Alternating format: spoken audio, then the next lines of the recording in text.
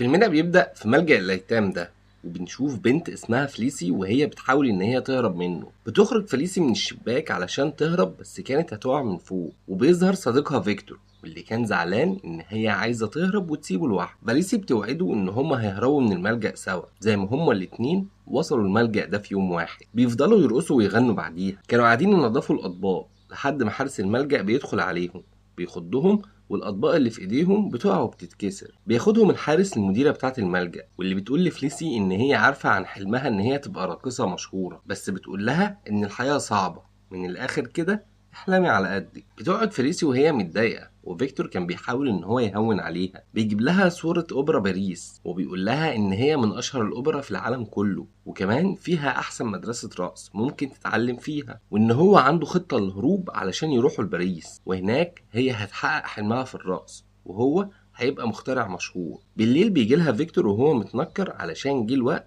ان هو ينفذ خطة الهروب بتاعته. بياخدها وبيحاولوا ان هم يخرجوا، بس الحارس بيشوفهم وبيجري وراهم. بس فيكتور كان مجهز اختراع من بتوعه، وكان عبارة عن آلة طيران. بيقول لفليسي ان هو خد فكرة الاختراع ده من الفرخة اللي هي اصلا طائر ما بيطيرش. المهم قبل ما الحارس يمسكهم بينطوا بالاختراع ده، واللي بيطير بيهم شوية، بس كانوا شوية صغيرين وزي الفراخ بالظبط بيقع بعدها. بينزلوا هما الاتنين على عربية ماشية، والحارس بيفضل ان هو يطاردهم. فليسي بتقع منها علبة الموسيقى بتاعتها واللي كانت ذكرى من مامتها، وفيكتور بينزل وبيحاول ان هو يجيبها لها. بيقدروا في الاخر ان هم يسبقوا الحارس ويركبوا في قطر كان ماشي، وبيفضلوا في القطر ده لحد لما بيوصلوا لباريس. فعلا بيوصلوا هناك وما كانوش مصدقين ان هم وصلوا. فليسي كان كل همها ان هي توصل للاوبرا. فيكتور بقى كان نحس شويه. الطيور اللي هناك بتهاجمه لحد لما بيقع من الجسر اللي هم عليه في مركب ماشيه في الميه. بيقول لها ان هو مش هيعرف يعوم عشان يرجع لها لانه ما بيعرفش يعوم، وان هي تستناه بكره في نفس المكان ده علشان يقابلوا بعض. فليسي فضلت ماشيه لوحدها خايفه وتايهه في شوارع باريس لحد ما بتوصل في الاخر ورجليها بتجيبها قدام الاوبرا. بتدخل جوه وبتلاقي على خشبه المسرح باليرينا بترقص حلو جدا.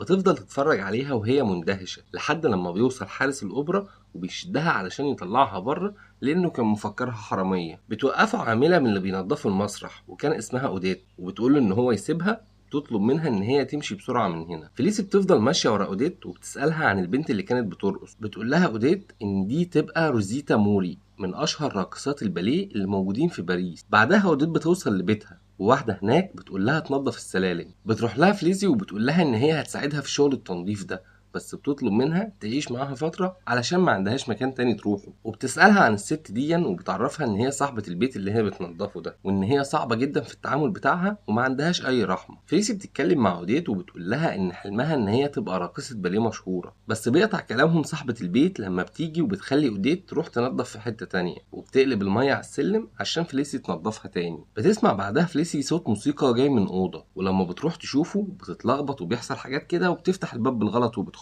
جوه الأوضة. بقى بتلاقي بنت بتتدرب على الباليه، وبتعرف إن اسمها كاميني، كانت بنت ريجان صاحبة البيت. كاميني كانت منتظرة جواب من الأوبرا بالموافقة على انضمامها ليهم. فليسي بتقول لها إن حلمها تبقى راقصة باليه هي كمان، بس كاميني بتفضل تتريق عليها. بتقول لها إن هي تبقى عاملة ومتفكرش أكبر من حجمها، ولما بتشوف معاها علبة الموسيقى بتاعت مامتها بترميها من الشباك. بتنزل فليسي وهي متضايقة جدا، وخصوصا لما بتلاقي إن علبة الموسيقى بتاعتها اتكسرت. بيدخل ساعي البريد وكان معاه جوابات البيت. فليسي بتاخد منه البريد واللي كان فيه جواب موافقة الأوبرا على انضمام كاميني ليهم هناك. فليسي بتشغل دماغها وبتاخد الجواب وبتطلع على الأوبرا، وبتدخل هي مدرسة الرقص على إنها كاميني. كانت هتتدرب مع مدرب اسمه لويس، واللي يعتبر أحسن مدرب باليه في باريس كلها، واللي بيعرف البنات كلهم إن من بكرة هيبدأ إن هو يختبرهم، وإن هو في كل اختبار هيمشي واحدة فيهم لحد ما يوصل للبنت النهائية، وإن البنت دي بقى هي اللي هتشارك روزيتا موري الباليرينا المشهورة في حفلة الكريسماس. بيقول لهم رأيه المبدئي إن هم كلهم مستواهم حلو ما عدا فاليسي اللي توقع ان هي اول واحده هتخرج من الاختبارات. فاليسي بعدها بتروح تقابل فيكتور صاحبها المخترع، وكانت جايبه له علبه الموسيقى علشان يصلحها. بتحكي له عن اللي حصل وان هي بدات ان هي تحقق حلمها. بيحكي لها هو كمان ان هو قابل مهندس ومخترع مشهور جدا وخده معاه وبيشغله عنده، بس هو بيتكلم اختراع من بتوع دول بيمسك في عربيه وبيقول لها عادي مش مشكله، برضه على ميعادنا في نفس المكان. تاني يوم في مدرسة الباليه، ومع ان مستواها كان سيء بس لحسن حظها ان كان في اسوأ منها وهي اللي مشيت المرة دي. فليسي وهي خارجة بتشوف اوديت وبتحاول ان هي تفهمها اللي حصل، بس اوديت ما بتسمع لهاش. فليسي بتروح لها البيت وبتقول لها ان هي من ساعة ما شافت روزيتا موري على المسرح وكل اللي في دماغها ان هي تبقى زيها وترقص معاها وتحقق حلمها. بس علشان اوديت ما تزعلش هي هتعمل الصح وترجع الجواب لكاميني، بس قبل ما ترجعه اوديت بتمنعها، لا وكمان بتبدأ إن هي تدربها على الباليه علشان تنجح. في مدرسة الباليه لويس بيختار بنت تانية علشان تمشي لأن مستواها كان اتحسن شوية. بتقابل واحد هناك اسمه روليف واللي قال لها إن ليها مستقبل في الرقص لو اتدربت أكتر. بتروح تقابل فيكتور بعدها وبتحكي له عن اللي حصل، والمرة دي بياخدها معاه على ورشة الاختراعات اللي هو بيشتغل فيها. بيفضل إن هو يفرجها على الاختراعات الكتير اللي جوه. بترجع بعدها لأوديت اللي كانت بتدربها كل يوم علشان تحسن مستواها، وبتفضل تتدرب كتير جدا وبسبب كده مستواها فعلا اتحسن. لويس هو كمان بيلاحظ كده وبيمشي كل مرة بنت غيرها. بتقابل فيكتور بعدها واللي بياخدها المكان الناس بتسهر فيه،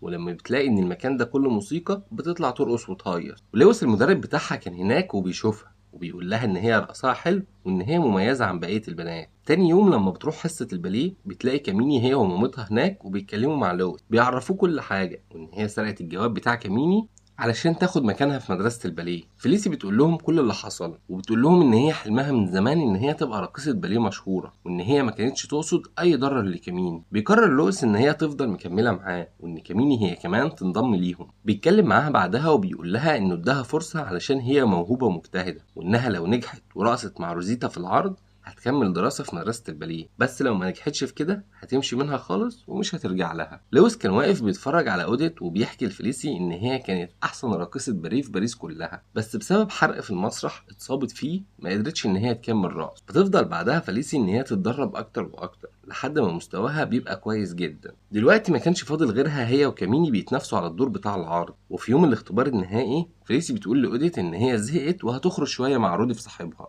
اوديت ما بتوافقش وبتقول لها ان هي لازم تتدرب وتنام بدري. فيليسي بترفض هي كمان وبتقول لها ان هي مش مامتها علشان تتحكم فيها كده، وفعلا بتخرج مع صاحبها واللي بيقابلهم فيكتور وبيتخانق مع الولد هو كمان، وهي بسبب الخناقه دي بتسيبهم وبتمشي. بتروح تنام على سطح الاوبرا علشان كانت مكسوفه من اللي هي عملته مع اوديت، بس بتصحى تاني يوم متأخر وكاميني كانت عملت الرقصة بتاعتها ولويس فعلا اختارها ان هي تاخد الدور اللي في العرض. فاليسي بتوصل متأخر بس لويس بيديها فرصة تانية، بس برضه بتضيعها لما بتقدرش ان هي ترقص، وده طبعا لانها ما سمعتش كلام اوديت وما اتدربتش كويس ولا نامت بدري. وكمان في الاخر مامة كاميني كانت بلغت ملجأ الايتام اللي جم واخدوها. في الملجأ بقى فيليسي كانت اتغيرت وبقت حزينة على طول، وفي يوم بتشوف مامتها في الحلم وهي بترقص وبتديها علبة الموسيقى. لما بتصحى بتفضل ترقص حلو جدا، ولما الحارس بيشوفها بتصعب عليه. بيقرر ان هو يهربها بنفسه من الملجأ، وفليسي على طول بترجع لأوديت وبتصالحها وبتروح لفيكتور علشان تصالحه، بس هو ما بيرضاش، بس برضه كان صلح لها علبة الموسيقى بتاعتها. وهي بتنظف في الأوبرا بتجيلها كاميني وبتضايقها وبتتحداها في الرقص. فعلا بيفضلوا يرقصوا قدام بعض وبنت بتشوفهم وبتروح تنادي الناس كلها علشان يتفرجوا. فيليسي وهي بترقص بتعمل حركة قدام لويس، وكانت الحركة المميزة لروزيتا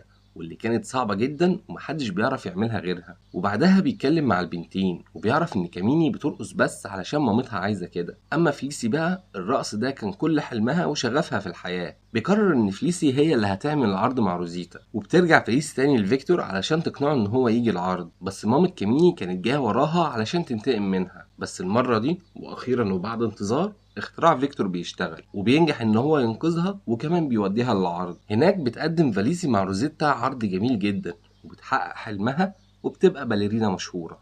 لما وصلت لنهاية فيلمنا يبقى حبيتنا ولازم تشترك عندنا، وعيلة في كلمة ونص هتزيد بيك واحد، وما تنساش تفعل الجرس علشان يظهر لك الفيديوهات بتاعتنا أول بأول.